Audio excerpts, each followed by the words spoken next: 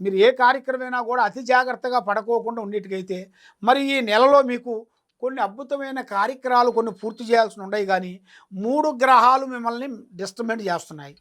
ఆ 3 గ్రహాలు మీ మీద నుంచి లేకోకుండా ఉండాలి అంటే లక్ష్మి మీ చేతిలో నిలబడాలి. మెయిన్గా డబ్బు మీ చేతిలో నిలబడితే బెల్లం ఉన్నంత వరకే మీకు ఈగలు వెళ్తాయి.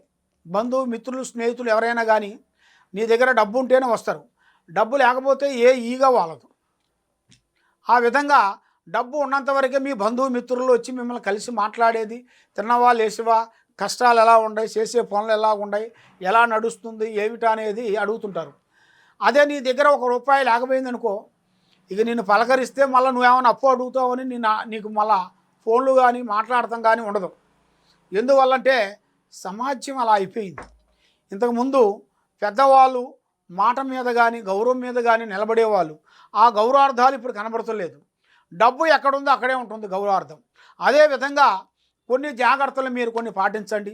మీరు చేయాల్సిన పూజ శ్రీరాముణ్ణి పూజించేసి మీరు ఏ కార్యక్రమైనా కానీ చేసే ముందు ఆ భగవంతుణ్ణి ప్రార్థన చేసుకొని ముందడుగు వేయండి. తప్పకుండా మీకు కష్టాలు, నష్టాలు, దోషాలు శాంతమైపోతాయి. అనుకున్న కోరికలు ముందుకు ఎదురవుతాయి. మరి మీరు ఎన్నో రోజుల నుంచి అనుకున్న ప్లానింగు, ఎన్నో రోజుల నుంచి చేయాల్సిన కొన్ని పనులు అయ్యి అతి వేగంగా మీకు కరెక్ట్గా సక్సెస్ కావాల్సిన యోగం కూడా చాలా వరకు మీకు కనబడుతుంది.